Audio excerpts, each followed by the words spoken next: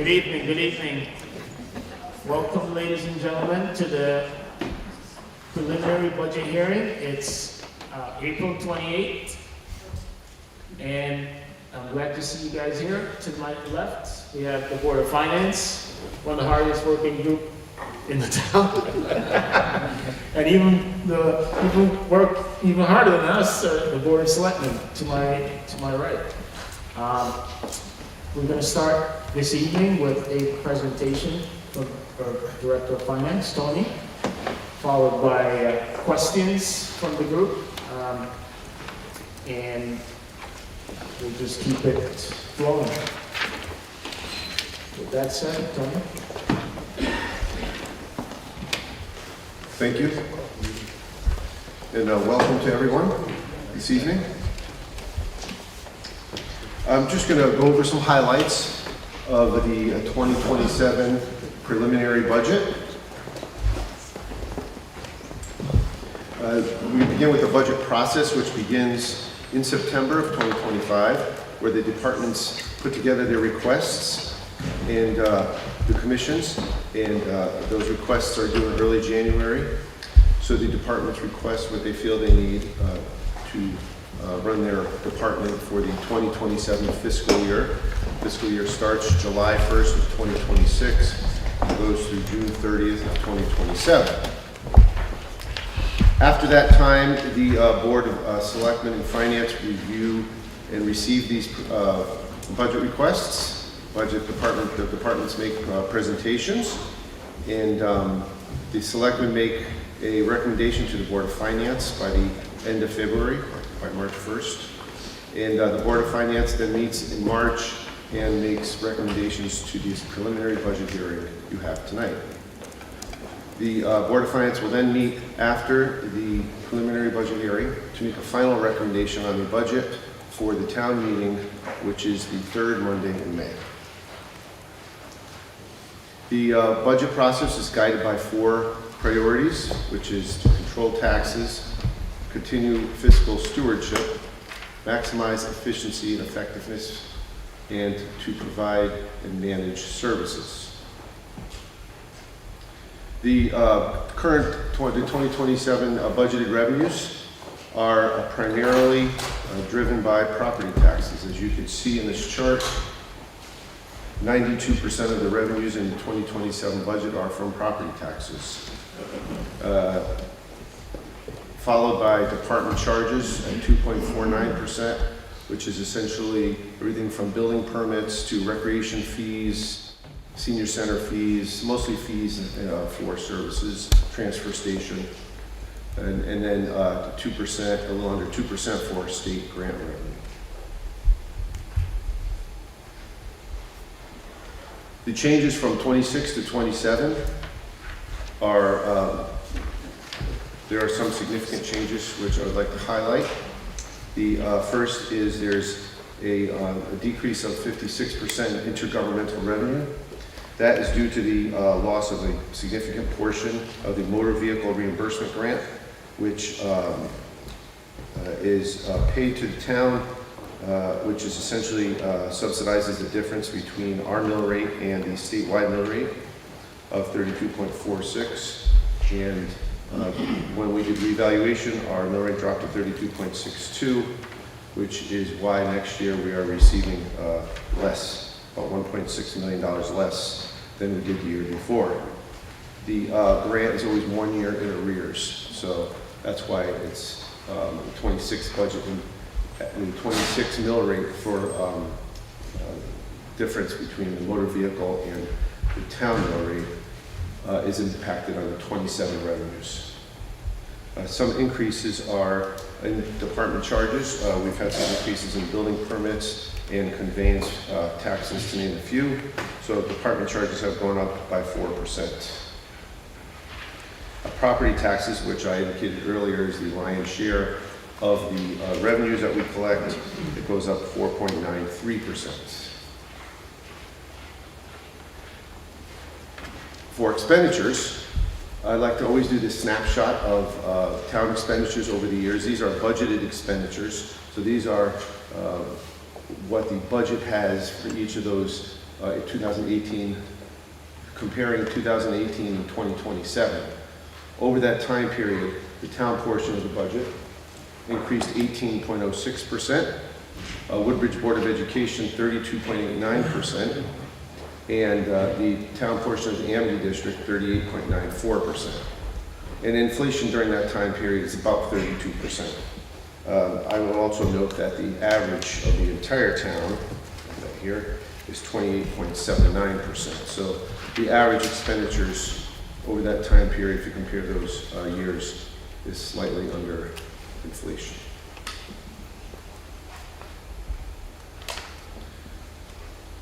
Education makes up 63.5% of the total budget, 30.61% for Woodbridge Board of Education, 32.88% for Amity, and 36.51% for the remaining town departments.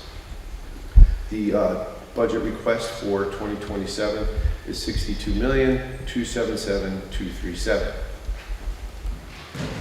I'd like to break that down further, and you can see some of the other town major departments. I grouped them by major function. You can see that the Department of Education is still 32.88 for Amity, 30.61% for Woodbridge Board of Education. The next is public safety, which would be fire, police, EMS, building official, those at 9.27%. Employee benefits is 8.51%. And those are some of the top larger departments. And general government, 5.35%. That's mainly finance, the selectman's office, the planning departments, all these smaller departments, the tax department, assessor, those are all in general government. The town clerk. So you can see the different functions and what percentage of the budget they comprise. For the 27 budget year, the town portion of the budget goes up $313,000 or 1.4%. The Woodbridge Board of Education budget goes up $535,000, 2.89%. And the town's portion of the Amity budget, $333,000 or 1.65%. The total budget increase from 26 to 27 is 1.93%. So it's a little under 2% expenditure increase for the town budget. Here are some of the departments and changes from year to year. You'll note there's a decrease in capital expenditures of just under $300,000, and there's an increase in debt service to just under $100,000 to pay for the debt service for the grounds and roof replacement at Beecher School. Those are some of the larger variances.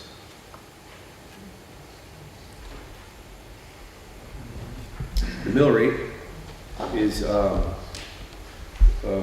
current mill rate is 32.62, and the proposed mill rate goes up to 34.02.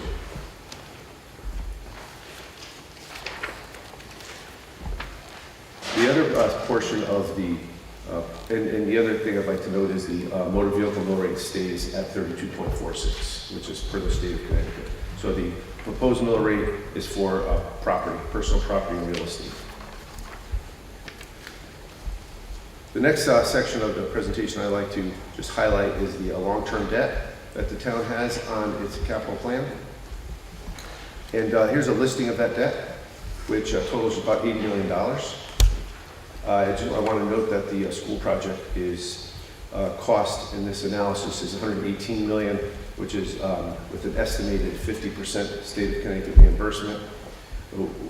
This is the latest available information we have currently, and will get refined as we move forward in the process. But for the purposes of this analysis, these are the projects that we have currently.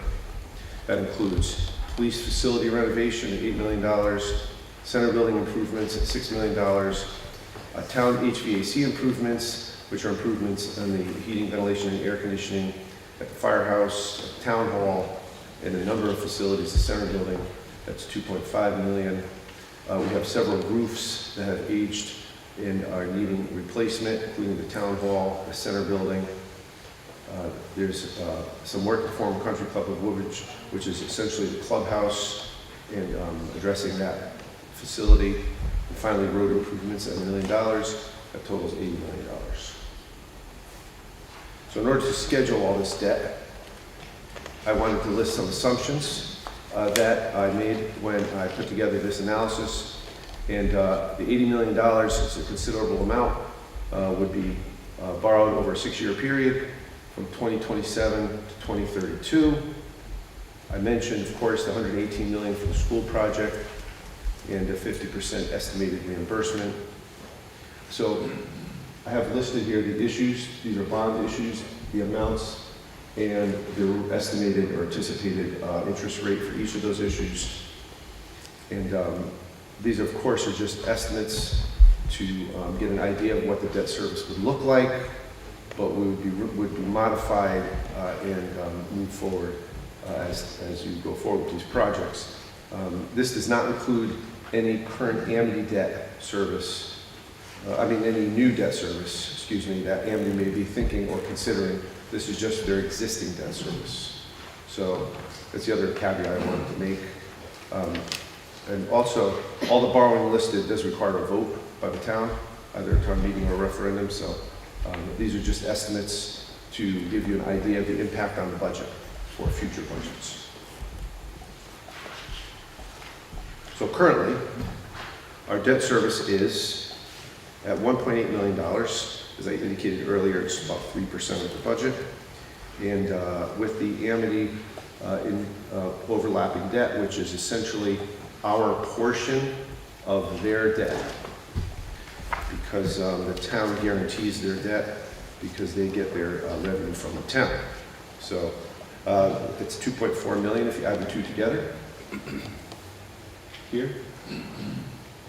We have a couple of drop-offs, including the radio. It's paid off here. Country Club is paid off here. So you can see a decline here in the town's debt, and then some of the Beecher project is paid off out here. If you add the issues that I mentioned earlier to this schedule, it looks like this. So you can see the purple is the town portion of the proposed debt, or debt under consideration. The blue would be the school debt under consideration. So you can see the two different revenue debt service amounts, and the peak here is about a little under $8 million, $7.7 million annually in debt service. So you can see there's a ramp up period here over these few years, then it stabilizes up here and then starts to decline. And finally, the only other thing I want to mention was some upcoming dates. Tuesday is the Amity budget referendum. The annual town meeting is on Monday, May 18th, and Memorial Day celebration Monday, May 25th.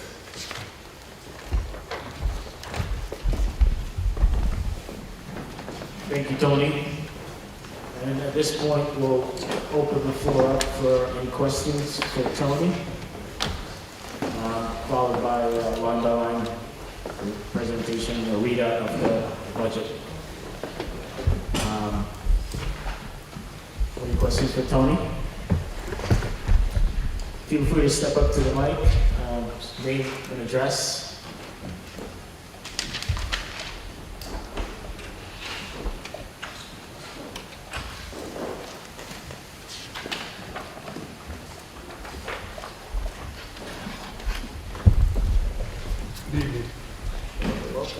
My name is Patrick Madden. I live at 258 Newton Road. If you project the debt service that we're going to have to handle with the school, what's it going to do to the mill rate? I have that.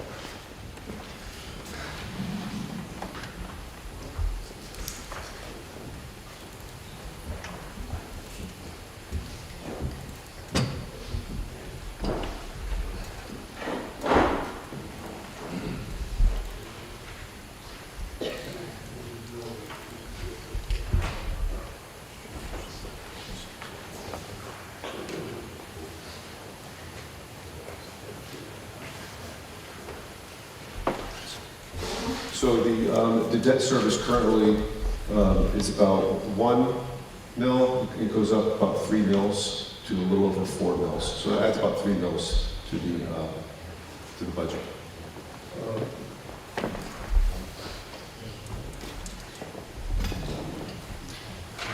Any other questions for Tony?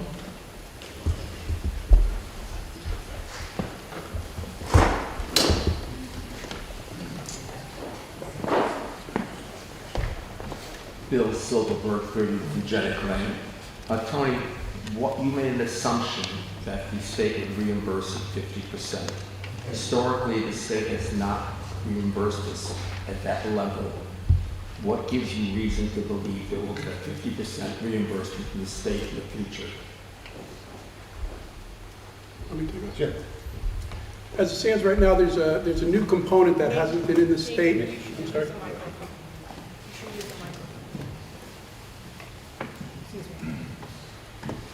Currently, there's a component associated with the state reimbursement that has not been offered significantly in the past. It's a 15% component for what I believe is a full-day preschool. If full-day preschool is included in the plans for the school. Pre-K expansion. Pre-K expansion. Pre-K expansion. There's a 15% on the entire project that is added to what the state normally provides. Historically, we would have expected in the range of 30 to 32%. With the 15%, that adds obviously goes up to about 40 or 35 to 30. I have to add. You got it. And additionally, there's also an additional 5% that's available as that was part of the Public Act 25-1, or formerly the HB 8002 housing bill. So combining all those, there's also a special education, which is on a portion, only the special education portion of the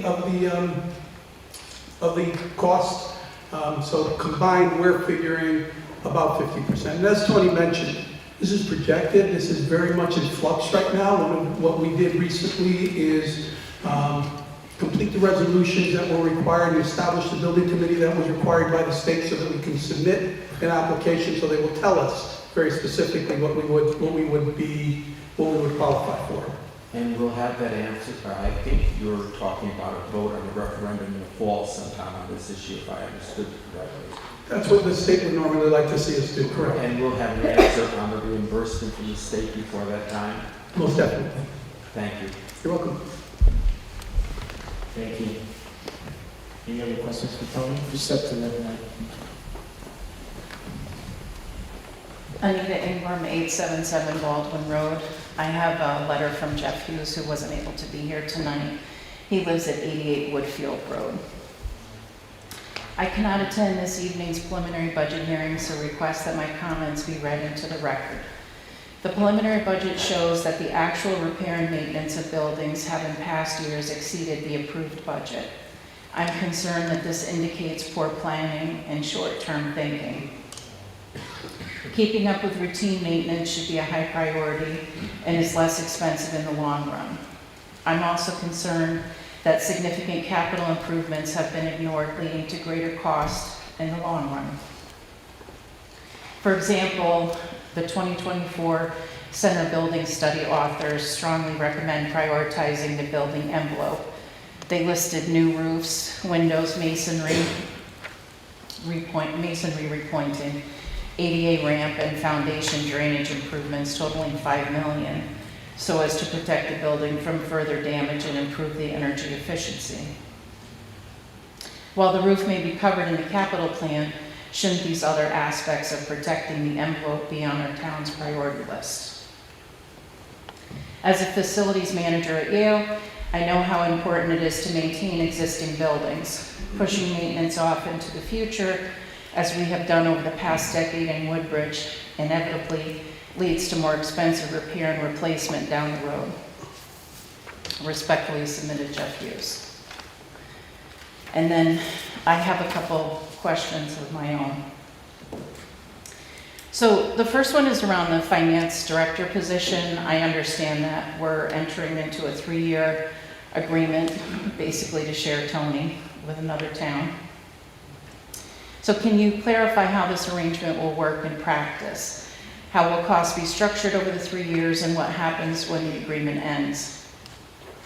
If the long-term outcome is a part-time finance director in addition to a full-time administrative officer, won't this result in higher overall costs to the town, especially when benefits are included?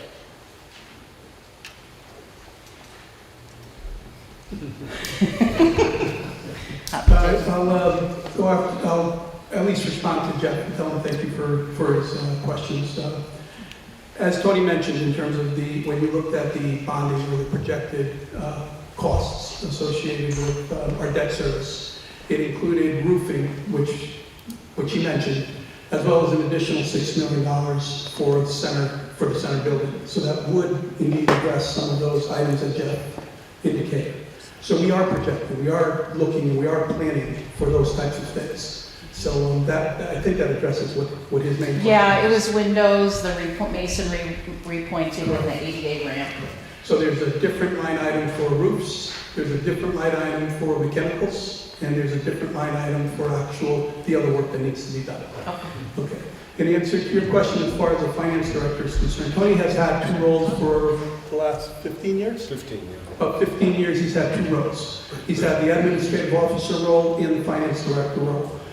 When asking Tony, when we were looking at the arrangement reorganization that I proposed, Tony feels that he spends about 60% of his time on the admin officer type function, which is acting as our chief operating officer, mostly an operations role. And about 40% of his time is spent on finance, specifically and directly on finance, most of which is obviously done during our budget cycle. And Tony, I'll just confirm that with you. Correct. Okay, so for us keeping Tony on a part-time basis actually gives us 10% more of his time from that perspective. So it gives us, if you want it in math, 4 hours on a 40-hour week. So we actually increase our resources from a finance perspective, which I think is very important.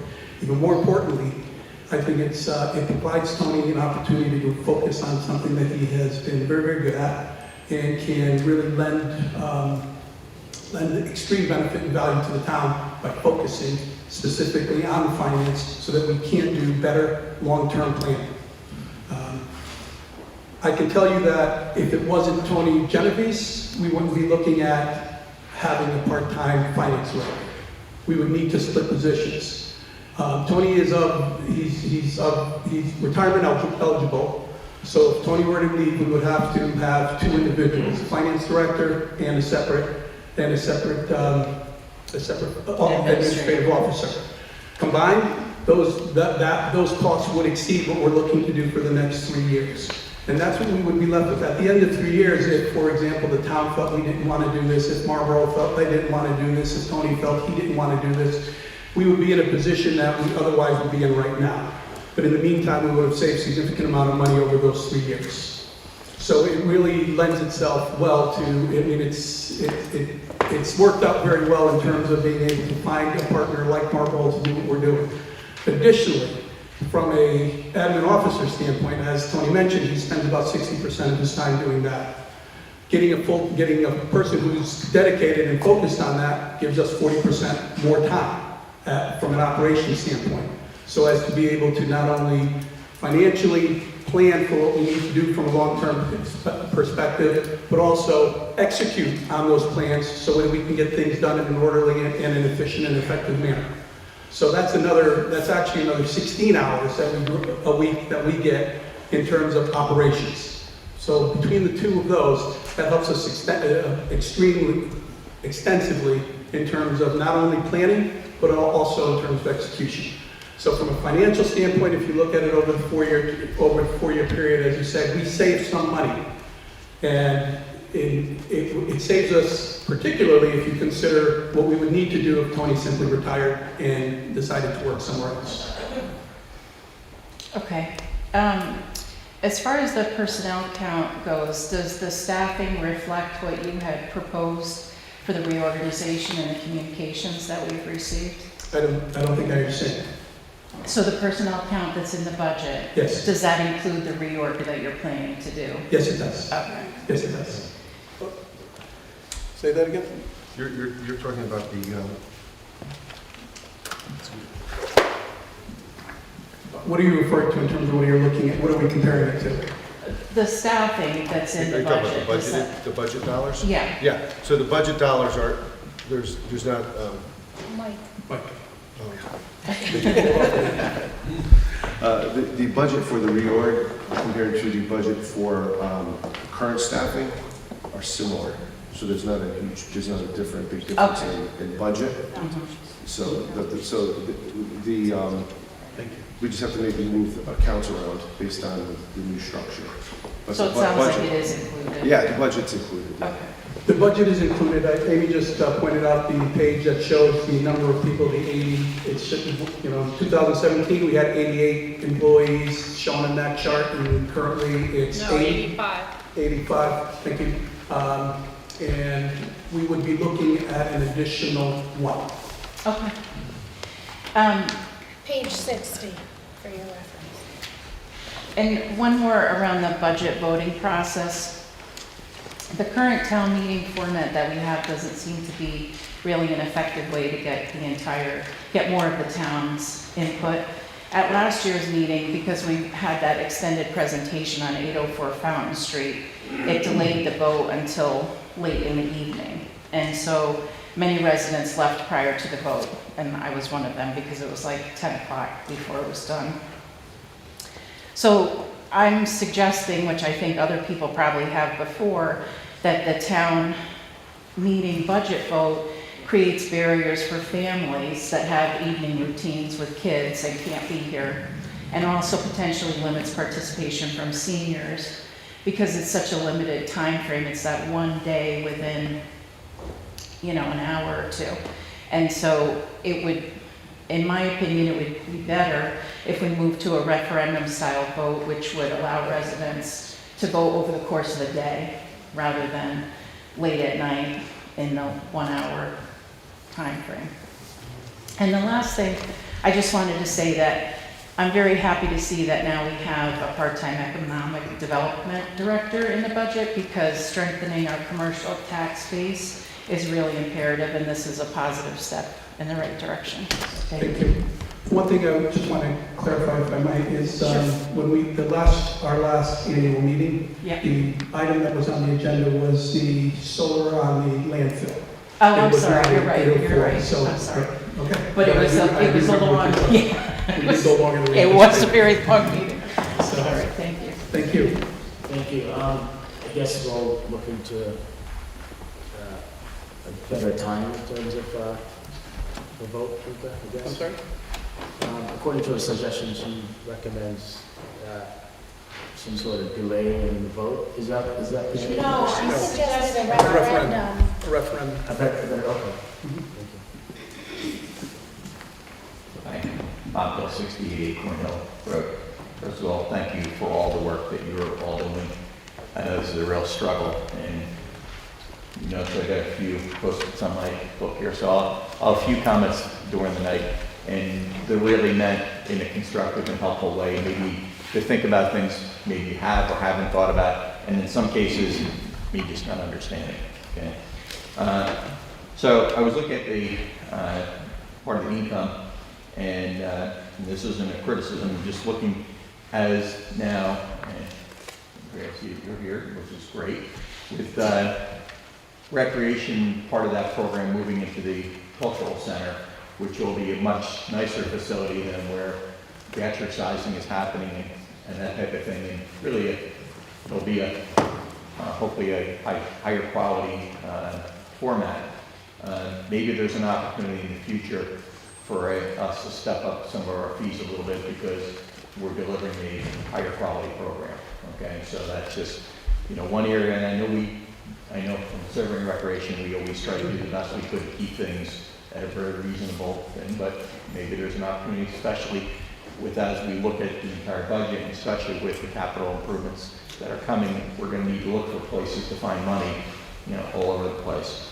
I did notice the EV charging fees. You know, I was one of the people that would come up often and say, hey, how come people aren't paying? How come they're not paying? And then I think that it's set up now where people can pay, and now there's no cars there, which is kind of disappointing. I don't see any income for that. Is there any income for that? I do have a few other questions on this. So, if you can see it on the page in 25, we collected $1,200. Look at the far left. Okay. And this year we'll probably collect maybe $1,000. So we could probably put a little bit of income in that budget when we meet on Thursday. Okay. All right. I guess people are now choosing things, so it's not free. Well, we started You're charging gonna get it home. So, all right. Another question. So, as we know, we're dealing with a lot of land use applications, and looking at maybe, I'm sure they're reviewed all the time. Where we need to maybe goose them up a little bit, especially seeing as though, oftentimes some of the experts that we need to pay as a town, we've got to cover that cost. And even just the oversight of going out and looking at some of the things that are happening with some of those. So looking at that. I know, there's not much income that comes in from the library, and I know that's generally it's a service that we provide to the town. Is there an income opportunity through some programs that we would offer that maybe there's some piece associated? I'm just thinking outside the box here, and maybe something like, you can't do that, that's stake in the heart, do things like that. That's fine, just asking.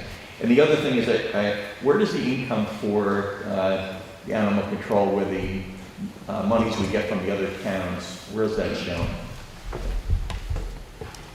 So animal control is actually a separate fund that is not part of the general fund. So the only thing you'll see in the general fund is the amount that the general fund pays towards animal control. And there is if you go on our online budget, there's more information about that. So you can see like all the details behind that. But in the general fund, there's only the charge that the general fund pays as part of the operation. And I take it that there's some sort of analysis done on a regular basis to make sure that we're at least covering our costs for what we're covering for the other towns. Right, and we put, it's another fund, so we put all like charges related to animal control, including benefits and vehicle charges and maintenance for the facility and all kinds of charges that go in there. Good. I mean, that's a good program, helps reduce our share of the cost of it. Right. Thank you very much. Okay. We'll be back. Thank you, appreciate it. Great questions. Penelope Canvas, Newton Road. Living on Newton Road, I don't have any questions, I have a few comments. I've passed the firehouse for years, and it's really the focal point of Woodbridge, a historic building, really pretty, and I'm relieved after 10 years of it being abandoned, it's finally almost renovated. My comments about it being a cultural community center is that I suggest it be like privately rented instead of staffed, which will be costly. There could be like a schedule to rent it for art exhibits, for example, private parties, children's parties, get a fire truck. So in order to sort of monetize it, there are going to be expenses attached to it, but I just think it's beautiful, it needs to stand, it's taken a very long time. I don't know if this is the right time to say this, but this jumped off the page as I was sitting here, and I hate to admit I didn't read this before. Woodbridge is a beautiful, wonderful community. I know that since I've lived here for 50 years, except for the 12 years that I lived in New York City. But to keep it affordable for our residents, we must increase our tax base. We work every day to lay the groundwork to grow our local community and expand housing options. I'm not in favor of housing options, but dense housing in the middle of Woodbridge will be catastrophic. So I'll leave it at that. Thanks. I think I'll move along by going through each department. I'm getting back to the future. Go ahead. With the debt service, the 3 to 4 mil rate, the 3 to 4 mil rate, I was wondering what sort of assumptions must be made or could be made in terms of growth to offset that 3 to 4 mil just on debt service. What does it look like? It looks like plan development in terms of both commercial and residential. For example, the primary and most immediate and visible example is our country club property and the master plan that was put together that could, with the one that was recommended by the consultants who we work with projects a potential tax revenue of $1.5 to $1.9 million. That's the easiest to point to, and since it's our property, it's probably the one that we could most quickly execute on. Additionally, with the changes going in the business district, specifically the expanding multi-use capabilities in the business district, we hope that will also bring both commercial and residential. We haven't quantified that. I don't think we're in a position where we can quantify that. We're working with a few developers, not only for the country club, but also for some smaller type residential units and housing that would also complement our current tax base. Well, like to give me, that's wonderful, and the changes are in some ways exciting, in some ways frightening. So for the 2 controversial projects, Yes. right, what if they were to be approved, go through? What would they bring? In terms of overall, we calculated, and Tony, keep me honest here, I believe we calculated, and I think Marcia's here as well, for 804 Fountain, which was one that we had very specific information on. The other one we don't, I don't feel we have enough information to really say for sure. But on the 804, we figured about $350,000 to $400,000 in tax revenue. That's it, for something that size. Correct. Correct. And we need 4 million. Correct. All right, Now, so, now the other piece is, for example, what we did at the project down in Bradley Road, the Toll Brothers project, brings in about $750,000 or more. I understand that, and to my very, concern, we still had a 5% increase. We've talked about this Yes. privately. My point is, it takes so much to get a 3 to 4 mil rate in revenue and in growth, so much. And so I know everyone's working very hard. These projects are meaningful and have, importance, but we have to think really hard about where our growth is, I feel. And I have one other question. If all things were to remain the same, Tony, and we did, we added $80 million more in debt, right? As a percentage of the budget overall, what does that do? And will that impact our bond rate? Which puts us into a bigger nightmare. And I don't mean this as criticisms. No, it's no, just absolutely. sort of I can how- tell you that Yeah. It's fine. the chart that That's what we're here for. I put on Yeah. the screen, you have to make some assumptions on the budget, but it goes to, it's like 3% now in the budget. Which is low, right? It's low, yeah, Yeah. that's low. It goes to about 11%. And what in your estimation would that mean? What does Moody's want to see? Moody's looks at a lot of different factors. They look at not just debt service, they look at growth. Not they look as at- rate, percent They of, look at a myriad of different things. So, I can't comment right now what just that one thing would do. They look at your reserve levels, they look at your Fair. cash levels. But I could tell you that chart brings it from 3% to about 11%. thank you. The one thing I'll also add to that is in looking at other towns that have AAA bond ratings, they generally use 10% 10%. as. So as we a- hover, as we'll a- be hovering. We'll be hovering, but there are some AAA bond rated towns now that have about 10%, and that's what they usually use as a guide in terms of that rating, Thank you. for debt service specifically. Yeah, Thank for you. that, just as that, not the... Yes. Oh, thank you.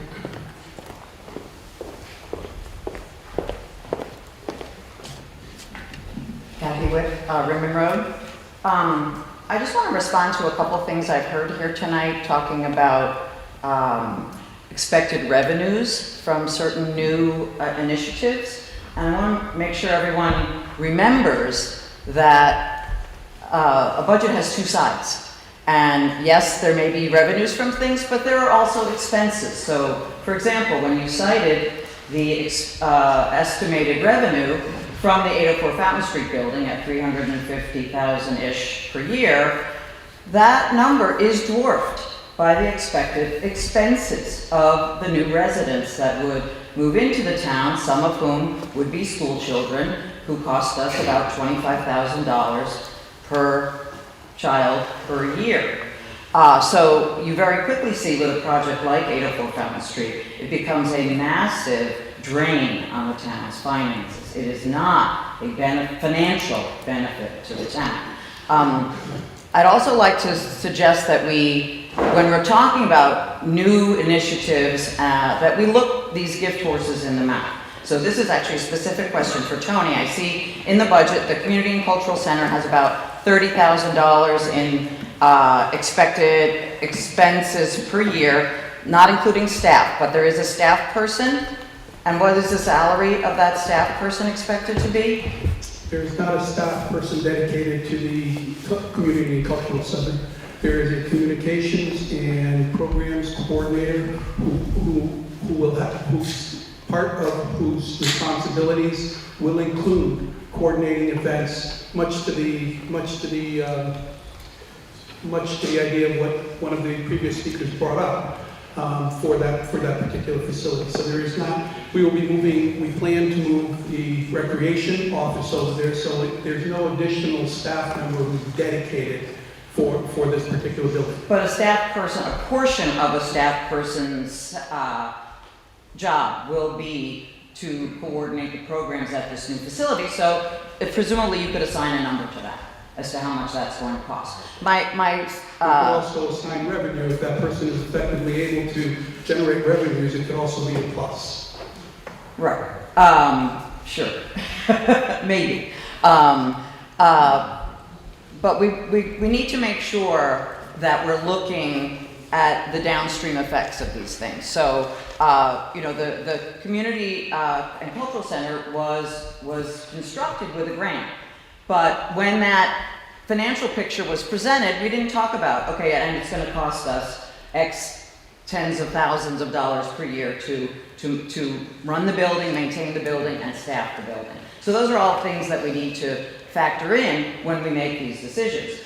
Further with the school. So you're saying you're going to accept this gift horse from the state, but you have to expand programming. Well, that expands the ongoing, every year, operating expense of the school. So that is an expense that needs to be factored in when we're thinking about what is this going to cost. Whenever you create a new program, it creates new expenses. Finally, I would like to agree with what Anita said about a budget referendum. I think that Woodbridge should conform to the vast majority of Connecticut towns and approve our annual budget at a referendum. This ability, to me, is one of our most important rights, the ability to vote yea or nay on how our dollars are spent.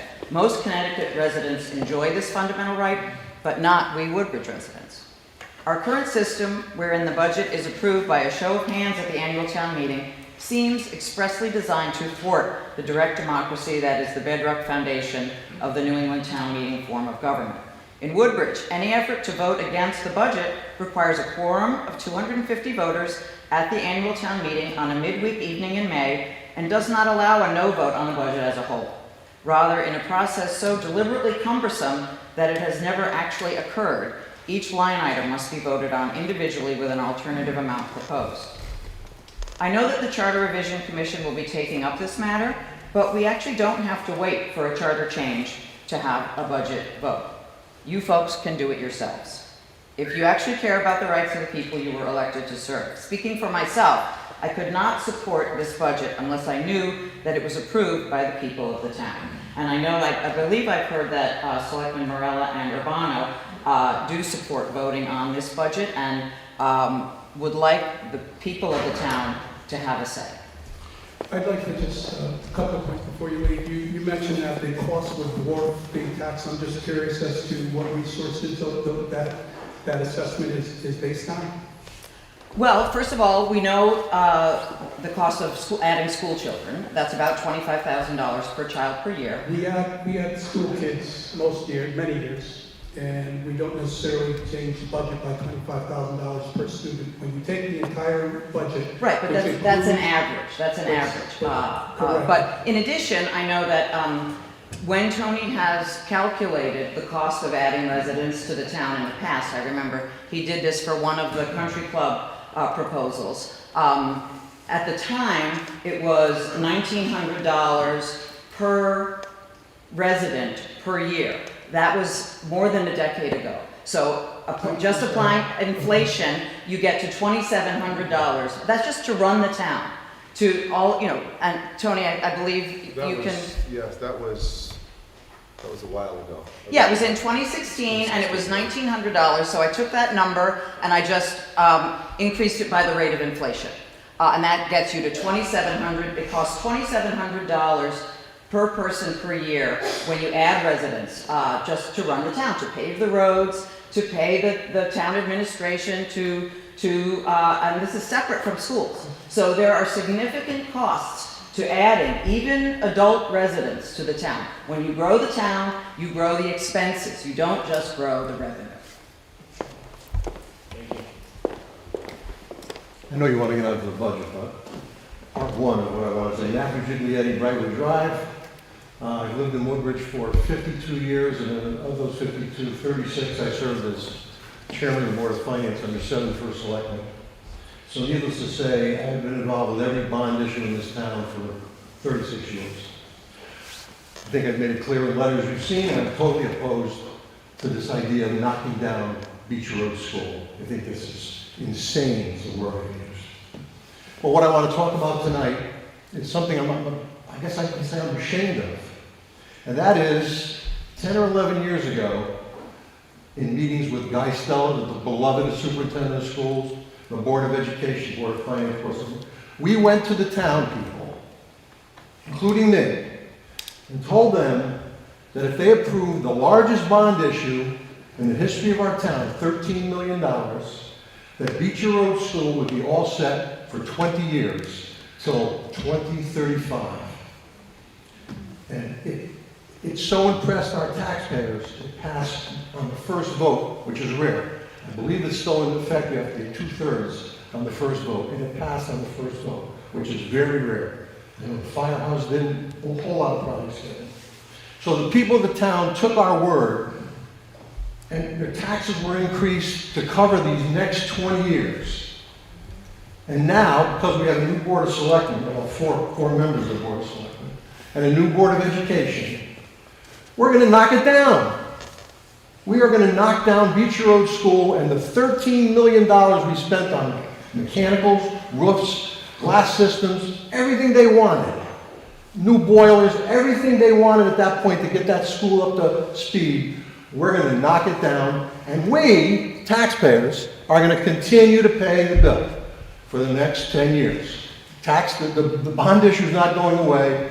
I'm guessing I'm hearing there's going to be a penalty or something, but I think I'm ashamed that I took part in that, and now people are sitting back saying, wow, they're going to knock down that school, which, again, I think that's absolutely insane, and I think the voters will let you know that it's insane.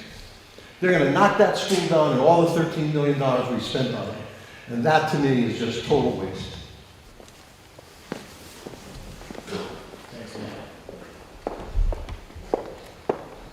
Good evening. Liz Chico, Circuit Super Drive. How our town approves its annual budget is important. The budget is one of the most significant decisions we make as a community. It directly affects our schools, public safety, infrastructure, and the overall quality of life for every resident. Given its impact, the annual budget should not be decided solely at an annual town meeting. While town meeting is an important forum, it does not always represent the full voice of our community.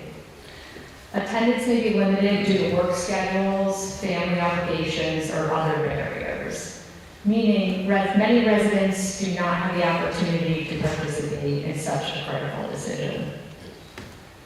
For that reason, I strongly support requiring a referendum vote for the annual budget. A referendum ensures that all eligible voters have the chance to weigh in, not just those who are able to attend a single meeting. It promotes broader participation, greater transparency, and a more democratic process. And just briefly, I had a few questions about the intergovernmental revenue. Why did the revenue go down by 12%? And why did the MRSA motor vehicle go down by 99%? And was there any way we could have avoided such a steep decline? So the major reason for the decline was the grant you just mentioned, which is the motor vehicle grant. And that's the state, we receive grant funds for the difference between our mill rate and the statewide motor vehicle mill rate, 32.46. So when we did revaluation, the mill rate went from 46 to 32. And that dropped. That's when we lost the grant revenue. And was there any It happens to many other towns. There's, what, 15, I think, that it happened to throughout the state? Was there any way we could have avoided such a steep decline? The only way you could have avoided a steep decline, not if you did revaluation completely, like we did with some other phase-in or something, but short of that, you know, that's the state program. Okay, thank you for your time. So the answer was a phase-in. Right. Yes, Yeah. a phase-in could have avoided. Thank you.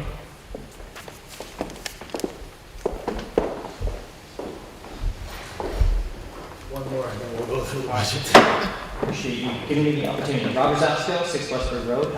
To echo the sentiments of some already, thank you. I don't think anybody really gets excited about budget season, so thank you for leading us forward in that effort. A couple other quick ones that I thought were positives when I reviewed the budget. First and foremost, you already heard it from others, having an economic development director, I think that's going to be really helpful. I'm really excited to see someone employed to bolster and support existing businesses, and like we've heard, I think that can be a positive effect for our tax bases. So thank you for that. Another thank you, I'm glad to see that we're investing in our infrastructure. I know it's been noted that we've been kicking the can at times on certain things, so I'm really happy to see that we're addressing these needs. And I think you heard it, I think, from Mr. Urbano, I do have concerns about how we're going to manage the debt. And so as we heard from Tony, we're looking forward to longer-term forecasting in the future. I'd really like to know more about how that's going to impact us. There's a saying, hope for the best, plan for the worst, and I want to know how fully cooked the forecast is. Is there anything else that's lurking in the shadows that could really foil us as we endeavor to have that significant of a capital expenditures forecast?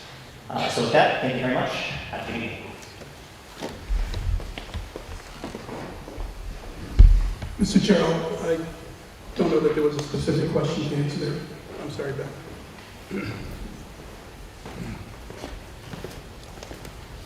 Good evening, my name is Beck Swanson, I live on Clark Road. I have a couple of questions about a line item on the fire commission's number, and specifically has to do with the aerial apparatus. I notice it's $235,000 roughly for 6 years. Is that the total cost of the vehicle? So the total cost of the vehicle was $1.9 million. So where's the rest of this? So if you look at the 6-year plan, it extends, it extends out more years. So that only goes out 6 years, so. So you're extending that how many, 10 years. How many, is this a purchase or is this a lease? It's a lease purchase. It's a lease, and what do you pay at the end? Nothing. Nothing, so $235,000 for 9 For 10 years. For 10 So years. if you do the math, you can figure the interest, Okay. because it's 1.9 million. Okay, and why is the town paying for this instead of the developer? I don't know that, I can't It isn't answer. tied to, it isn't tied It's to not any tied to any development. This was an opportunity for a aerial apparatus that, the current apparatus that the fire department has is old and has been under significant repair. Will this truck meet the needs of the new buildings that are being proposed for Fountain Street? I'm not qualified enough to say that. I think that it's significantly more effective than what we have currently. So we could ask the fire chief to answer that question if you'd like. Did you hear the question? Yes. Chief? So the truck, I can't tell you exactly what's going on for Beach Road or 804 Fountain would be more beneficial for this truck than the previous truck we had to access more area with it. To be able to get up. So this may or may not suffice for the proposed projects? I haven't seen any bricks or anything on 27 Beach Road, if that's what you're Do referring we to. have a facility that will house this new truck? I'm sorry? Do we have a facility that will house this new truck, or will we need another building? No, the building, it's already, we already have it, it's in the building, it fits. Has anybody approached the developers of these proposed two projects about paying for a new truck? I believe there was TPZ discussion in regard to whatever was required from a fire perspective. I don't know what the particulars were as far as those negotiations are concerned.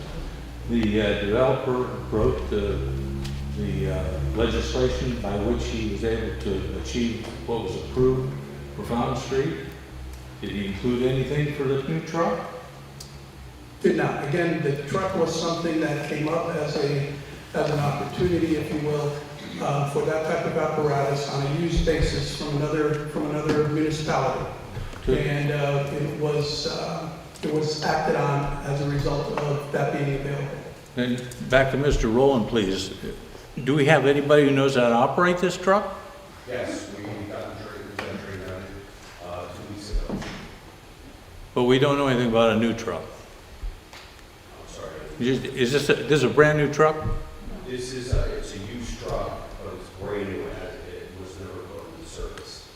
So it is a used truck we bought from another municipality.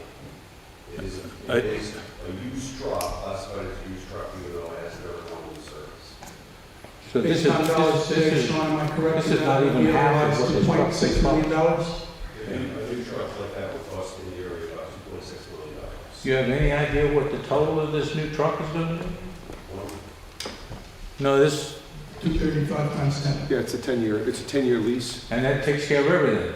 Yes. People, truck, maintenance, fuel. Not Well, maintenance fuel, that's just a capital cost to buy the truck. Has anybody looked at what it's going to cost to have this truck in the town? But the other factors you mentioned are factors that would exist with the existing truck as well. So we need people, we need fuel, we need maintenance, we need for the existing, matter of fact, maintenance for the existing truck is starting to be prohibitive, which is one of the reasons we have to take a look at this. The town is the volunteer fire department, it's 100% volunteers. And the volunteers can handle this aerial truck? Yes. You sure? 100% 100%? 100%. Thank you. Thank you. It's a safety concern too, so. A couple of things I did want, Mr. Chair, if I might, just as relates to the school project, I think it's important that people understand this isn't a decision that we opted to, whether it's this board or any board that was referenced earlier, that we opted to take on. This is as a result of the direct studies, both for education specifications and infrastructure needs, as relates to the potential additional growth for our school. Our objective is obviously to put this forth to the town, for the residents to decide what they would like to do. The board will not be deciding on this. We are moving it forward, and we are going through the process so as to be able to, one, educate the community as to what's required, and two, present it to the community to see what the community would like to do with it. Whether it's a new school or whether it's an existing school, there will be costs associated with either or both. So, and that's obviously going to be taken into consideration. There will be additional information, significant information that will be provided to the community so as to enable you to make a decision as to what you would want to do from this perspective. But this is very specifically because of the information that we received in regards to enrollment increase here within town and what's anticipated over the next 8 years, as well as the infrastructure and where the infrastructure is currently, and also as relates to education and what's needed to educate the children to the degree that we do right now, so, or more. Mr. Silver. Yes, thank you. I don't want to speak to any of the issues about expense, but I'd like to speak about the people here in this community. Many people think this is a wealthy community.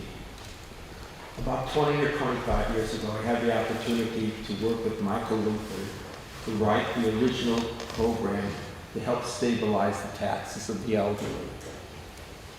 There are approximately 100-odd families in this town who earn less than $70,000 a year. At the school system, can you correct me if I'm wrong, but about 8 or 9% of the students have subsidized food each day. There are a lot of people who are going to be affected by this. There are assumptions made, and you have to make assumptions when looking at these budgets. My guess, as best I can come up with, that you're going to have something in the neighborhood of about $4 million you're going to have to add to the budget. I could be off, it could be 3, it could be 5. This is going to be added to this budget, and to many of these families, it's going to represent a significant burden. For those of you who know me, I'm a conservative, non-Trump Republican. One of the people I admired during my lifetime was the warrior out of Minnesota, a Democrat named Hubert Humphrey, who said something to the effect that you won't be judged by how you treat the powerful, the wealthy, the rich, the people who are connected, but how you treat the people who are poor, who are disabled, who have problems. Yes, I want a good educational system here in town. I will speak to the Board of Education pretty soon and probably get booed. But it'll all the way when I tell you the problems there, Mr. Martini. But you cannot just think of what the cost, you must think about what the cost is to all aspects of our community. All aspects. I've been listening very nicely, and I thank you for your videos. I enjoy them. But the wealthy turn out much better in all aspects. I don't care what you raise your taxes. You know what happens? The U.S. government on my federal income tax subsidizes me. Yeah, I'm in a tax bracket that gets subsidized very nicely. You go up that amount, I don't have to pay most of a big portion of that. But the guy at the bottom, who's coming home with $100,000 or whatever the number is, he's going to get massacred. And this budget is going to change the demographics of the town of Woodbridge significantly. I've been here for 67 years. Tony, I thank you for what you've done. I want to see how this man, by the way, over years, when bonds came up, he waited to retire one before he slipped another one in along the way to try to keep things more or, you're smiling, Tony, more or less even. If you can pull this one off, it's a blasted miracle. Now, I'm not saying any of these programs are wrong. I just don't have an answer. And I look at this board here, and both boards, and I appreciate what we've done. To anyone who thinks this is a town government, I've got a bridge in Brooklyn you can buy. This is an oligarchy. You're the appointed board. No one voted on you. We have a board of selectmen, which if I went to the courts, I could probably get thrown out. We never voted for the board of selectmen. You put up 6 people, we only vote down 1. The same thing holds for the Board of Education. We put up, we have 9 people on the Board of Education. We put up 10, and we only vote down 1. All legitimate power rests with the people. I'm not saying the people are smart. I'm not saying they do the right thing to do. But all legitimate power rests with the people. And anyone who votes against taking this to a referendum, ashamed. Thank you. Thank you. I'll take the opportunity now to go through each department's budget. And as I read through, if you have a specific question, feel free to come up.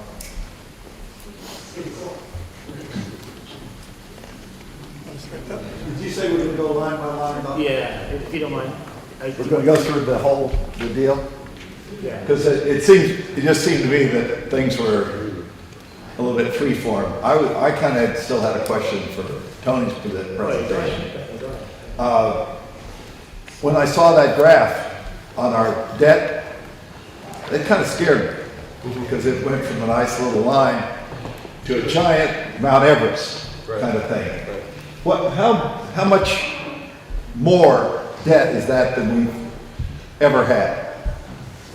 In ballpark figures, am I right in assuming that we've never carried that much debt as a town? I have that one, give me 1 second.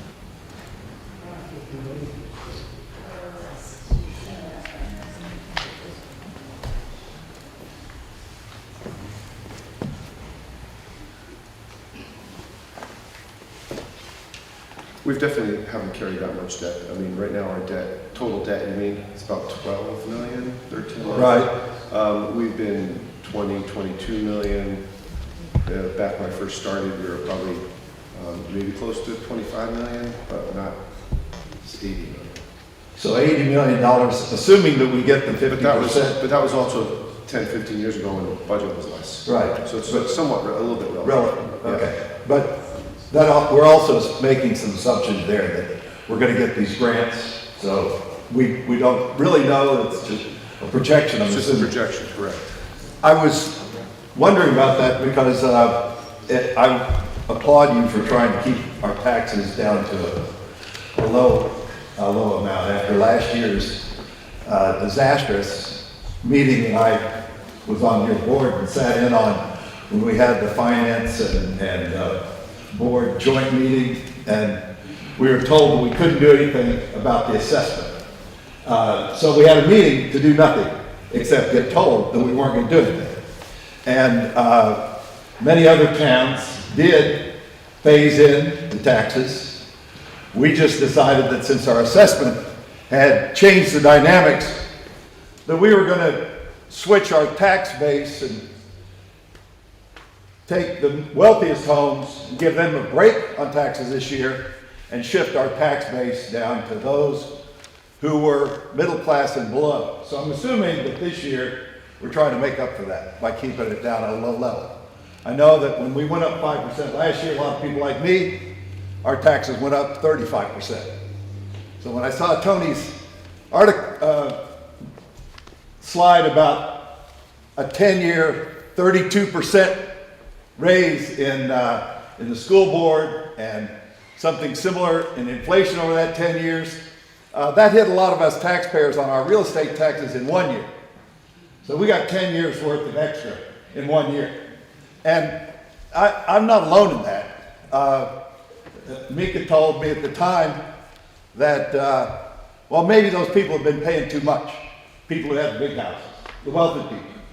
That's the first time I think I've ever heard a Democrat say that. I thought maybe Mika had switched over to my party. He said much more than that. That was one of the things that I said. Yeah. But I think we should have done something then. And so I was curious about this budget, and I started going through the capital items, and I know we'll get to that a little bit later. But when you put up that big, when we borrow this money and bond it out, is that a 30-year bond typically? There are typically 20-year bonds. 20-year bonds? Correct. And so I saw in Public Works, we've got bonding there that looked to me when I read it, because I went online and I read through the narrative, looked to me like we're bonding, although it's kind of expensive, about $1 million in bonding for this year for road improvements. is that extraordinary road improvements or just our normal paving? It's definitely for paving, but that was removed from the budget and suggested we borrow for it. To enable us to do more than we otherwise would be able to. Right. Normally, we just do paving on our budget. We don't do it by bonding. Right. See, I would just suggest that bonding things over 20 years, our roads don't last that long. We don't have a road or anything that's gonna last 20 years. We have opportunities to bond for different periods. Other towns also have bonded as a result of not having had enough done on their roads. Additionally, this year in particular, we're taking advantage of the grant through SCROG to utilize technology to identify exactly what needs to be done on our roads. And we felt that having that opportunity and having that information will enable us to most effectively pave and do what we need to do as far as paving is concerned. So yes, it's not something we want to do. It's not something we like to do. It's something that we have an opportunity to do so that we provide people who have indicated the roads aren't good an opportunity to get them paved. So, We would probably borrow over 10 years now. Correct. 10 years, okay. And that bonding that we're looking at for $80 million or so, that's gonna be out there for 20 years. You said that was about 3 mils? Yeah, at its highest point, it's a little over 3 mils. A little over 3 mils, and that's gonna be for 20 years. We're gonna have those 3 Well, it mils. escalates. If you look at It's gonna escalate a little bit. and then it peaks. 3 mils, that's on a median home value here, that's something like $1,500, $2,000. I mean, I'm just guessing, but, and so that's over 20 years. That sounds like a lot of money for bonding.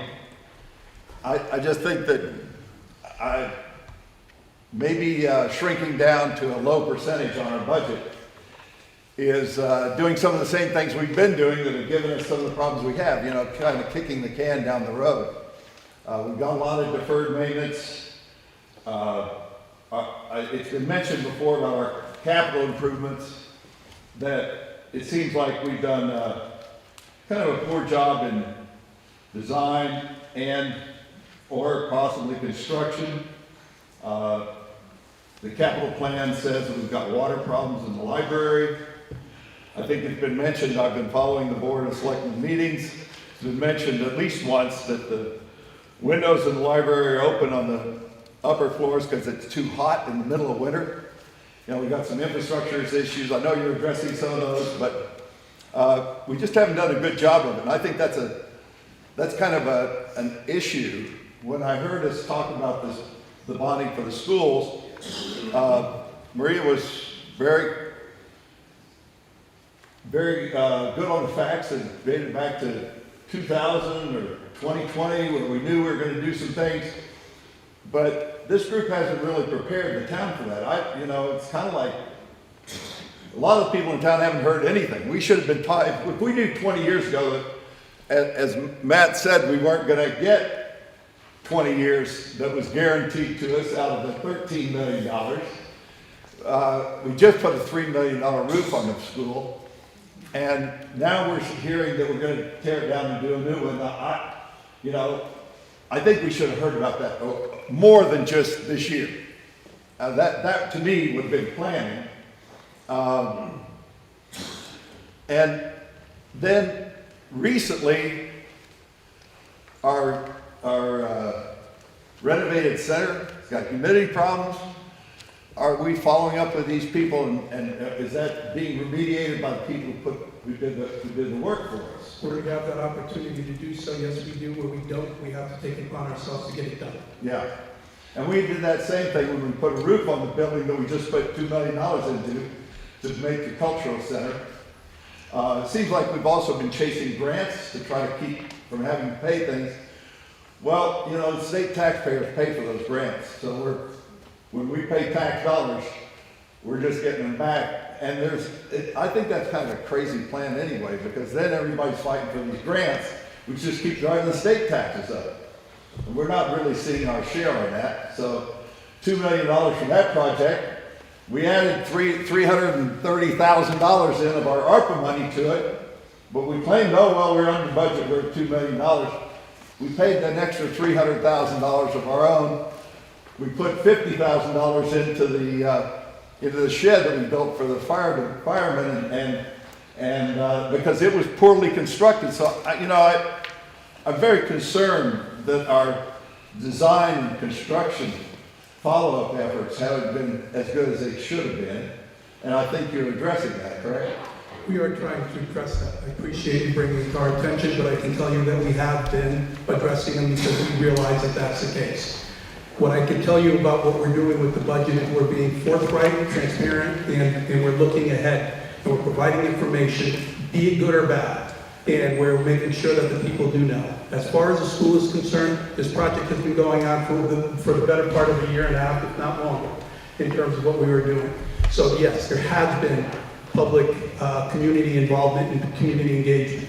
I'm sorry you don't have that, and I can tell you that I'm looking to resolve that too with the position that we're adding to during our reorg so that we do have better communication here in town.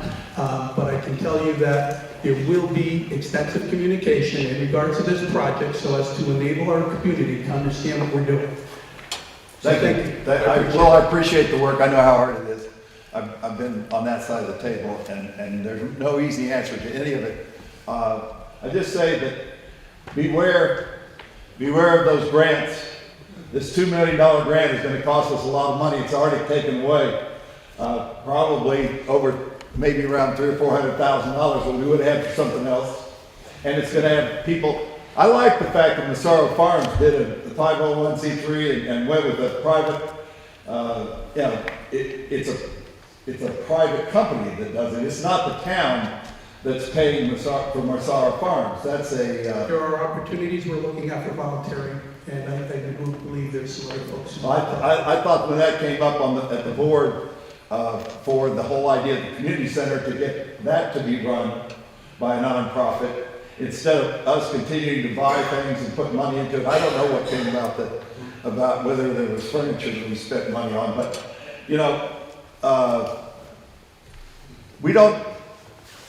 we're worried about affordable housing. Our town's getting to be less and less affordable for people who already live here, let alone make more affordable housing. So, if we can go up, if our taxes go up the equivalent of an entire decade of inflation in 1 year, you're chasing people out. And you're not chasing people out who you're trying to keep here because you want to. You're chasing out the people who you really like, who you claim to want to have stay here. So, thank you for that time. Thank you. There's one thing I'd like to know. I'm sorry. Yeah. Thank you, David. As relates to phasing, a couple of, just a bit of information in regard to that. As Tony mentioned, there was about 15 communities last year who phased in. Of the 15, I'm sorry, that there were about 15 communities that had revale. Of the 15 communities, 3 of them decided to phase it in. One of those communities was Hamden. Hamden did phase in. They lost $3 million of the $6 million that they had been provided by the state from a grant perspective. So phasing in doesn't necessarily mean that we would have lost. We can't say it. I can't say it. But I can tell you, over the last 5 to 10 years, 169 communities within the state have had revaluation. And of those 169, approximately 20 have done phasing. So it's not the majority who do that, just to make sure the information is accurate. Thank you. Chairman, I know, I'll say that, I know that our chair is anxiously waiting to really get to the budget portion of this budget meeting, so thank you. I have one question because I so value the education that is provided by this town. And I also understand the education, or concerns about the education of the increased debt load. And what I often think gets forgotten is how much money on this $80 million project will we be paying actually over 20 years, including the debt service.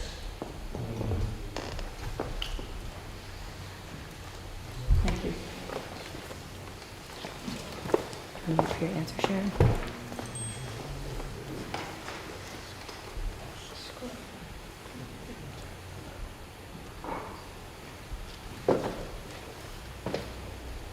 $110 million? That's including interest, is that what you wanted to know? Yeah, yeah, So 30 million in interest? approximately, yeah. 110 was the answer. 110 is the total. Yeah, and then I think 30 million is the interest. Correct. Yes. Okay. 30 plus 80. Good evening, my name is Diana McCarthy-Burgery. I live at 18 Branch Road, in case you forgot, because I speak often. I just want to take a second to say thank you for all of your service. This is a long night. You're doing great. You're almost done, I promise. There's not enough people that vote, so you're almost done, right? But I want to appreciate the services that we have in this town. I want to appreciate the Board of Education that we have. We have an incredible elementary school, some of us are a product of. We have an excellent fire department and police department. And we never want to cut those services because they are always there when you need them the most. And I want to thank John Adamovich, who has dedicated his life to recreation in this town, amongst others. Take a second, breathe. This is a really tough time in our nation. It's a really tough time in our state and in our town. And can you hear that? We're listening. You don't need to talk all the time back and forth and fight and go on and on and on. Listen to what the town is saying right now. Listen to what they're saying in their public comment. They are trying to guide you. You're not up there alone fighting these fights. We appreciate the effort. We understand that timing is not always perfect, so listen to us when we say it. We are feeling the pinch in our taxes. This is the opportunity for you to hear what we're saying. We do the best that we can for our families. We do the best that we can for our town and our community. And just listen, please. Tony, I have a love-hate relationship with your position right now. I'm just gonna air that real quick. And so I am concerned. I was concerned that we merged the two positions, Administrative Officer and Director of Finance, because services are so crucial to what we do here in our town. And as a result of that, I noticed that there were drops in communication and services. We are standing in a beautiful gymnasium that has been renovated. Part of this building had been dealing with health and safety issues. Earth Day was here this weekend. That's a volunteer crew. That was an incredible event for sustainability in our town. We had to move inside on a moment's notice, and thank you for everybody who made that happen. We had to put vendors up in the hallways of the Woodbridge Child Center that closed a little over a year ago due to asbestos exposure, and we were told time and time again the space was safe. But yet even at Earth Day, those rooms were not open, people were not allowed in there because of health and safety concerns. Emails went back and forth, went over to Town Hall, to Tony directly, about the exposure that the students were having. During the renovation of the senior center, the asbestos tiles were drilled through. The children were exposed to that, and we were told time and time again that the results were fine. We are still waiting on a follow-up meeting on the results of the deep investigation of that, and the families have not forgotten. Both of my children had surgery after that. Both of them developed breathing issues. Amongst many other families, that is not a done topic. And I fear that because positions were merged, services and important conversations didn't happen and got dropped and got overlooked. And we are seeing this happen again now. And now, congratulations on retirement. I cannot wait to make that announcement. Not yet. But honestly, if you're going to retire, go. You cannot risk sharing the fractured time that we already have with another town. We need the services and the positions that we need to provide and do the right work that everybody needs here to understand what our budget should be, what our services should be. Please listen to the folks that are here today. I really encourage you to reconsider that position because I strongly disagree with it. Okay, thank you very much for your time. Thank you. One more before we go through the budget. Ben Silver across Hollow Road. Beecher seems to be the hot button issue right now. And if it gets voted down, what would be the expenses that you project for fixing a current Beecher Road school? And did this enter into your consideration of building a new school? Thank you. Mr. Univert? The exact figure, no, not with me, but it was tens of millions, 40 million-ish. In addition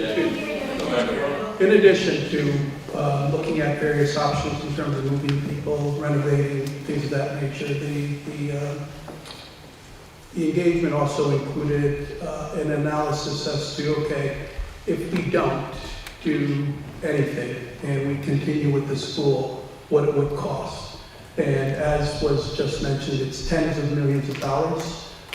I recall it being in excess of $40 million in terms of the expense associated. One of the things you have to remember about Beecher is that it is not ADA compliant. We were grandfathered in, so it's not ADA compliant. At some point in time, I believe the state, when you go for grants, if you're not ADA compliant, they will not provide you with grants.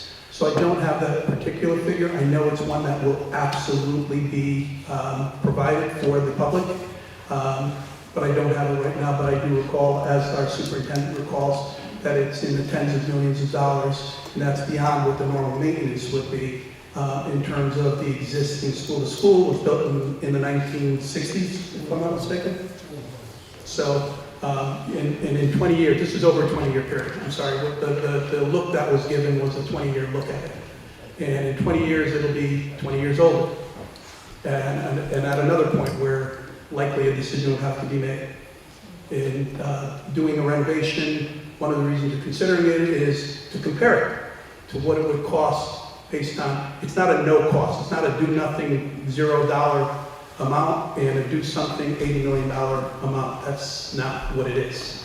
But there is a number, we will provide it, and that's part of the analysis. Thank you. Thank you, Nico. All right, let's go through the budget for each department. I'm not sure if this is allowed, but I'd like to make a motion to not go through line by line. We all can read the numbers. I don't know if this is allowed, but if we could just talk about which ones that concern us, it might be easier than just reading through every line. I'm just kind of looking forward to, I got votes on another 81 technical. Sure. So, I mean, I guess historically we've gone through each department. I want to deviate from that. So I'll just go through each department. If you have a question, we'll just address it. Board of Selectmen, 891, 997.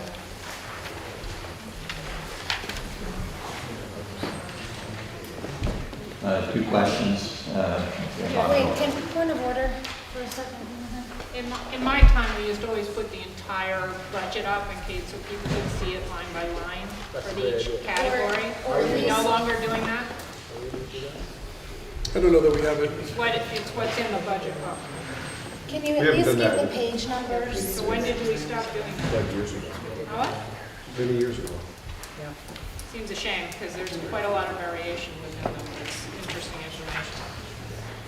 So I mean, many of us got the mailer home, but if those of us that know, if you pick up the book, it has more detail, which is very helpful.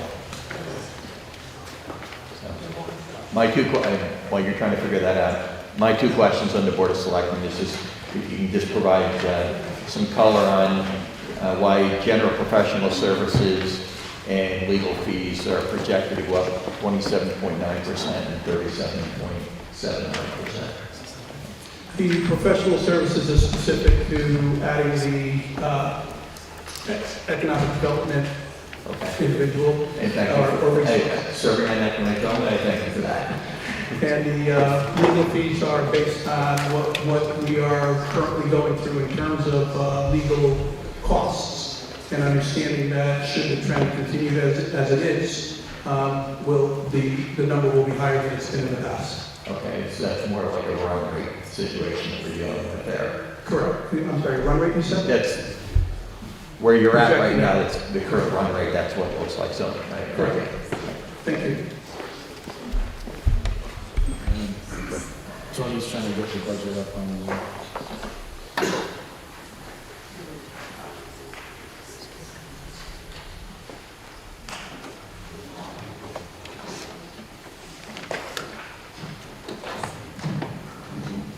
Donovan, you can call out the next one. Probate court, 11,500. Town clerk, 243,811. Registrar of voters, 111,904. Code 111,004. Government access television, 31,980. General administration, 404,700. Information systems, 308,098. I guess I better stand a little closer. Stay. Okay. Notice in a number of different categories. For instance, on general administration, there's a 15% reduction in electric. Here, what buildings does that include, and where does that savings coming from? The general admin is for town hall. Okay, and so we've just seen a reduction in our electricity use based on our actuals, which is why I reduced it. Is there something we've done to enjoy that benefit or create that? I'm not 100% sure if there's any one thing, but I do know we've been using less. Okay. All right. Okay. Well, the only thing I'll add to that is I know in town hall, because of some of the issues that we had, broken pipe and things of that nature, there were periods of time where we needed extensive fans and things of that nature, which probably kicked it up, so it doesn't reflect what it would normally be. We've got like put new windows in or something like that that's made it more efficient. Correct. That's right. Finance Department, 273,678. Tax collector, 181,452. I'm sorry, you got ahead of me. Okay. I'm all the way back in information systems, and I have a question about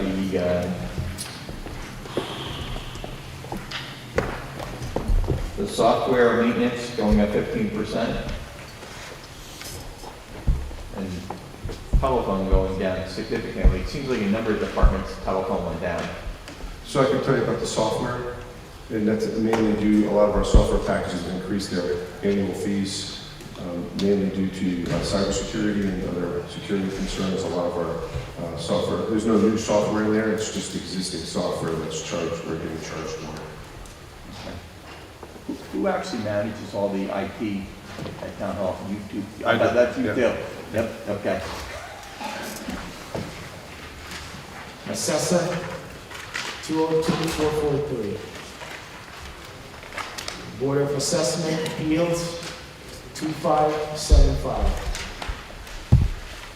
Board of Finance, 355,164. Town Plan and Zoning, 66,196. Okay, just a general comment, and I'm going to make a comment in relation to a number of the land use departments, TP&Z, inland wetlands, and that type of thing. I kind of noticed recently, especially with the meetings that I've been attending pretty actively, especially in inland wetlands. In the past, and I could be wrong on this, oftentimes whoever our retained expert was, engineer, whatever, was typically at the meeting. Finding in many cases that person isn't there, the report's submitted, and a big part of the presentation that's made in terms of the counter happens to be from the interveners experts, which I happen to be involved with. And it seems in some cases that the town attorneys now haven't attended a number of these meetings. So I'm wondering if we should be shifting the dollars to the expert that does that work versus deferring it to having me. And understanding a number of these things are contentious, so it's a judgment call. I'm not being critical, I'm just asking the question really in terms of if we should look at that a little bit differently than the way we're doing it. So that's, I could be wrong on it, just observation. So it's because I didn't very involved with this lately. Thank you. Thank you.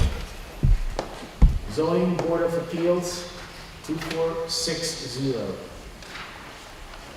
Center Building, $143,000. Okay, seems like we're getting the same benefit in the electric over there. You know, naturally, I don't think electric's going down, so I'm kind of shocked on these. There is one that goes up on one of the other buildings, I do know that. This goes up primarily because of this gym. Oh, I'm sorry, I had it backwards. This is the one I missed. Okay, the other way. This one's going up because... The gym is now air conditioned. Ah, good answer. Okay. The Community Cultural Center, 2272. Police Department, 3912726. Okay, hold on 1 second, I gotta catch up to you here.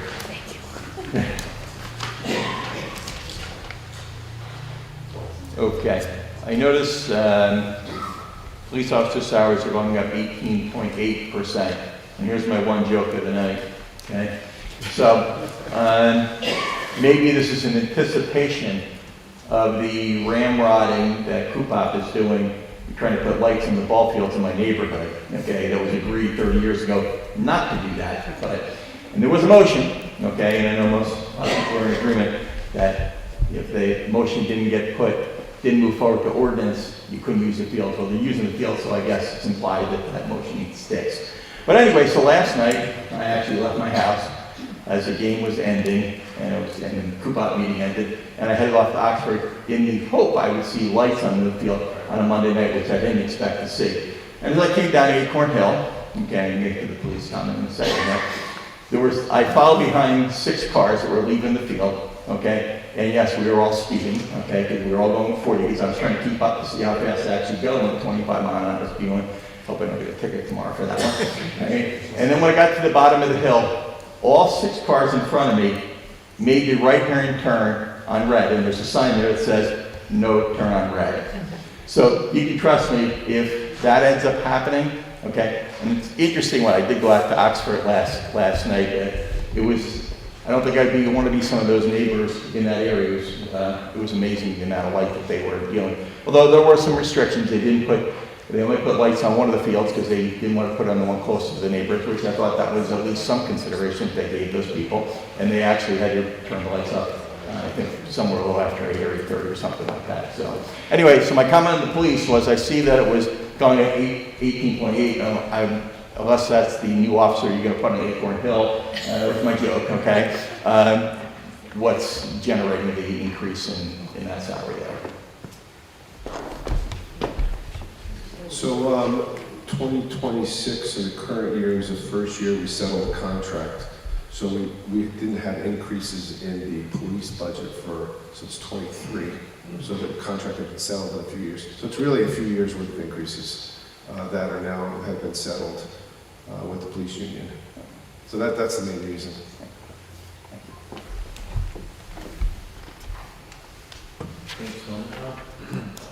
Fire Department, 1272743. Okay.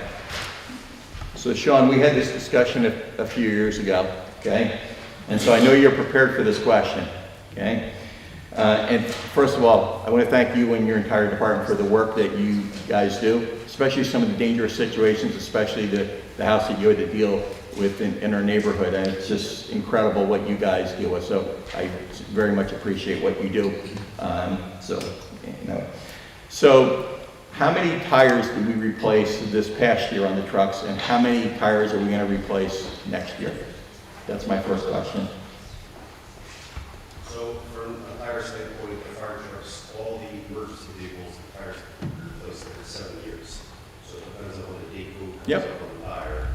The tire is replaced even if the vehicle has all of its weight on 24 hours a day, 365 days a year. So that being said, we just had to actually replace the tire the other day. So I will have that for you, meaning exactly how many tires we replaced so far this year. So based on what you just explained there, you know every year how many tires, other than if you have a blowout or a tire has to be replaced because it's defective or whatever happens to be. Do you have a schedule of the tires per year that you submit with the budget? It has a schedule. It has the tires come off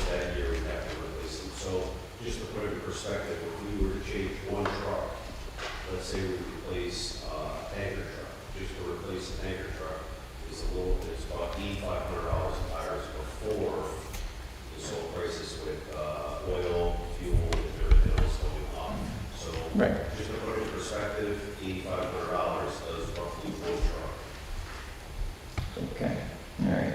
I'm not sure if I got the answer I was looking for yet, but maybe Tony, you have that schedule, whatever. And then a follow-up question.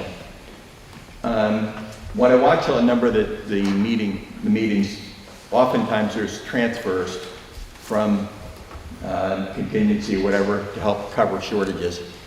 Can you give me 2 examples or an example of where there was a budget overrun with some items, but your department decided to hold back on something else to cover that shortage? So in the fire world, right, you have to realize we have multiple testing that has to happen all throughout the year. So there's a long list. There's got to be at least 20 items that have to be tested. So let's take an air pack, for example. Yeah. So every single air pack has to be tested every year. We're going through hydro testing. We have 12 bottles this fire this year, so we're trying to offset the cost there so we don't have to go back. But when something fails, we have to replace it. We can't wait until the next budget cycle to go. We have to replace it at that point so we're ready to go at the next emergency. So if you say what holds back, there's certain things that we hold back if we're looking for, I don't know, if you had something for equipment that we can push off until next year, we would. But any repairs or anything major or anything that breaks, we have to get it either repaired or And I do realize there have been situations where you've submitted the budget, it's been cut back on you, and then the year played out, and you end up having to spend the money that you asked for to start with. I do realize that, so, okay. Let's see. I did notice that the communication radios went down significantly. Right, so the communication radio line, I believe it was $189,000 last year, it's dropping down. So what's happening is our system, we're up for a major upgrade this year in June, this budget year. Come next year, what we decided to do is we were in a 5 or 6 year contract. Our contract expired this year and going into next year, just the Motorola contract alone to maintain what we had originally, I think the cost was $163,000 just on that portion. That doesn't include all the other the fiber lines that are down that goes to that. That radio line item does police, does fire, and does public works. Even though it's enough to maintain all the system, the whole system. I do remember that when that was put in place, which made some sense. Yep. I did notice you also have benefited on the electric line. Do you feel good about that? Because it's a reduction, about 21.8%. Is that what's happening now? So right now, we're okay. I've been in constant contact with Tony over it. Our electric is actually, we're using more power and we're using more gas than what we should be using right now. There could be a significant cost savings. That goes on to, we have what's called the building management system within the firehouse that maintains the heat, conditioning, all the HVAC controls. Right now, that system is down and we have equipment. It's not really technically a new firehouse anymore. It's over 18 years old, so the equipment is starting, some of it is starting to end its useful life, and it is failing. And we had multiple failures this past winter with it that we had to go and take contingency to repair. So those numbers, if we do an HVAC upgrade in town and for the firehouse, those numbers I would see drastically cut back down. But right now, I can't tell you exactly where we are, but I'm in constant contact with Tony about the electric and the gas, so we're monitoring that, and I believe we should be okay, but there's no guarantee. I can't tell you where we're going to be in Okay. months from now. All right, thank you. I'm sure Michael Luther would be proud of me right now.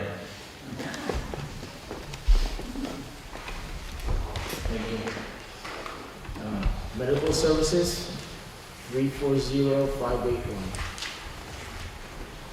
Regional Animal Control, 119708. Building Official, 128994. Okay, I kind of made this comment already about the support of the land use. I did notice with the number of meetings I went out and some of the site visits and things of that sort, seems like you know, as much as we're fighting to trim down as much as we can, it does seem as though the building department is a bit, and the enforcement part of it is stress, where we really need to get out and I'm not saying people are doing a great job, they're working very hard. I think the monitoring and getting out to see what these properties are looking like and what people are doing on these properties, I think we're all well aware of some of the things that are happening in town, and some of the stuff needs to be watched a little closer than probably what's happening right now. So. Public Works, 1486, 514.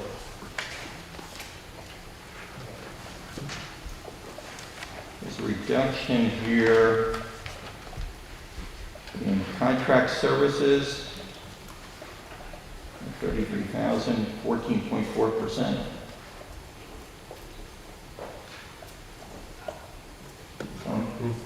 Contract services.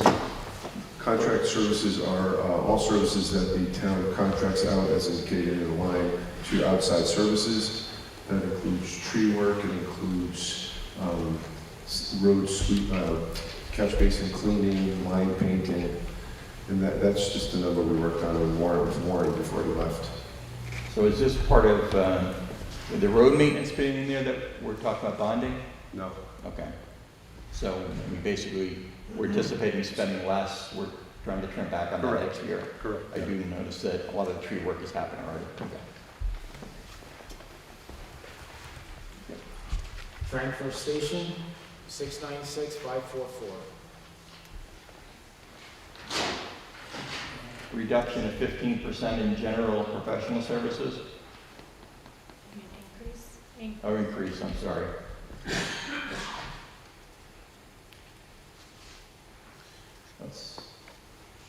What's going on with that? That's for services for the transfer station, for monitoring, and for other required professional services from our environmental professional. But most of that is. All right. That's actually a question I'll ask you about separately at some point. Bulk waste disposal went down 27. Did we renegotiate? We found a different way of dealing with things or something? So we bid that out, and we did a little better, and also we've seen reduced tonnage. Nice work. We were starting to reweigh the tonnage now as it comes in, so we've seen some reduced tonnage. Okay. Very good. Okay. Building Maintenance, 578, 177. Human Services, 578, 870. Recreation, 477081. Parks Department, 306, 554. Darling House, $8,980. The library, 918809. Don't work, Eric. I'm giving you really good. Okay. All right. Just a quick question for you. Can you explain a little bit how you handle your schedule assessment in terms of how you go about scheduling people, in terms of meeting the needs? What's the criteria you kind of use, or how many go on with each shift, or whatever it happens to be? I know you did it the last time, a few years ago, and I asked a lot of questions. I'm sorry, it wasn't really you. It was just your department had more information for me to ask more questions, and I was really trying to use that as an example for us to look at the efficiency of how we do different things in different parts. So it wasn't a credit. You do a great job, believe me. Trust me, my wife tells me all about it all the time. So it really has, so when you're assessing, I need 2 people on this shift, I need 1 on here, what tools do you use, or how do you go about determining how many people are working at different times in the library? And I guess my only other comment is, have we ever considered using senior volunteers and using volunteers like kids, like interns and that type of thing, because that certainly would save us some money. Okay, we do use senior volunteers and some interns as well. Okay. I guess this is a big question. It really depends on how much need there is at a given time. We do have some data on what periods of time are busier than other times, using our people counter and other statistics. We have certain times when we get, like for instance, we get our deliveries in 3 times a week from other libraries, like interlibrary loan deliveries. That uses a lot of staff time to unload those books. So we need extra staff to do that efficiently so people get their stuff more quickly. So we will generally schedule more people during those times. And besides that, it's usually, usually we're just most of the time keeping to a kind of minimum, unless we feel like we need extra staff. So, one other curious question. I keep hearing people saying that the windows are open in the library. What's in the winter and that kind of thing? It seems kind of like a real waste. Yeah, it's a good question. It is because it's excessively hot in there, which is a problem we are working on with the building maintenance department. But in general, again, especially upstairs in the children's department, it can get very hot. And I am generally, I don't like opening the windows, but I feel like it's important to maintain a comfortable environment for staff and patrons. And if we don't, people complain, parents complain. Yeah. Hopefully we can get that situation addressed. We're working on it. We're actually recently got some, had a proposal to get some money approved to replace our HVAC software, which we're hoping will at least help the company. Thank you.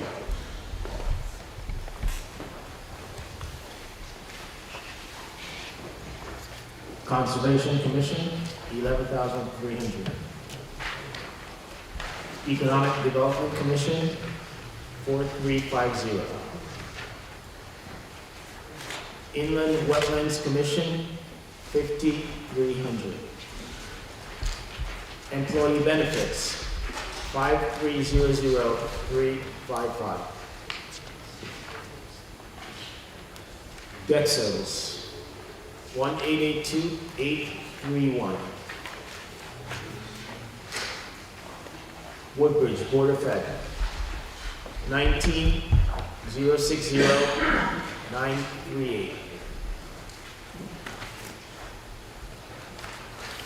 Amity Regional Board of Ed, 20,475,127.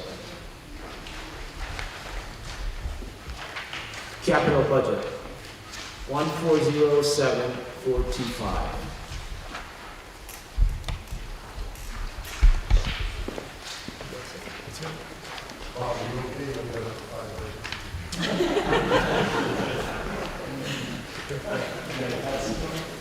Any further questions, comments?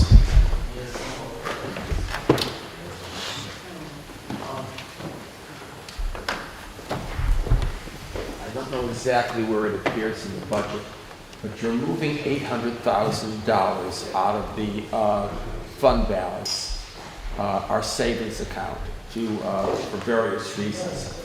I would ask if this is advisable, considering the potential large increases we're going to have in our budget in the next years, whether the money should be saved and kept in that fund balance or savings account to help ameliorate the significant increases that are to come in the future years. Why are we moving it this year rather than just keeping the money in our, quote, savings account and helping the people with their taxes in years 2, 3, 4, and 5 when many of these bond issues are coming up? Do you want to give your expert opinion on that? Of course, I'm always in favor of less money coming out of fund balance for balancing the budget. You're always in favor. Make it a little bit louder, Tony. I tend to be in favor of less money coming out of fund balance to balance the budget, to keep the fund balance percentage a little higher because, as I indicated earlier, we have 92% reliance on property taxes. So we should always have a slightly higher fund balance to offset that over-reliance on a certain type of revenue. I will say this year we had a large decrease in grant funds, which was one of the reasons why that was kept at 800 as opposed to 400. I would say that that's something that should be looked at, though. It's something you should look at. Yeah. The second question is, I believe when you joined this community here, the town had considered bonding at $14 million about 25 years ago, road improvements or paving at that particular time. And if I remember correctly, we decided not to do that, but rather as a line item, put in something like around $700,000 a year. I may not have the right number there. Each and every year to take care of ongoing work on our roads. In looking at the public works, I didn't see anything there of that type of nature.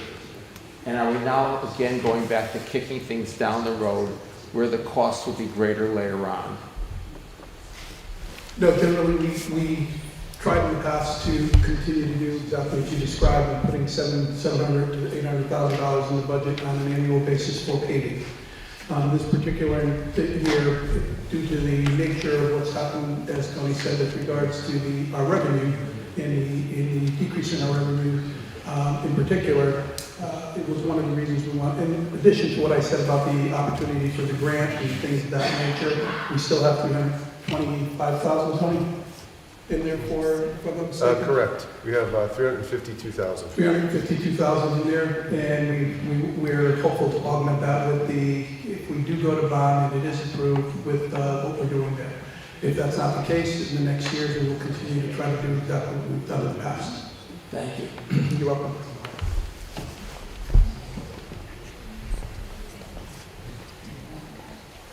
Appreciate it. Any additional questions before we adjourn? Seeing none, motion to.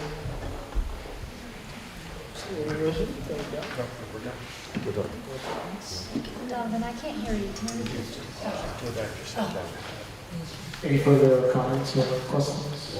Seeing none? Thank you guys for coming out. Good night.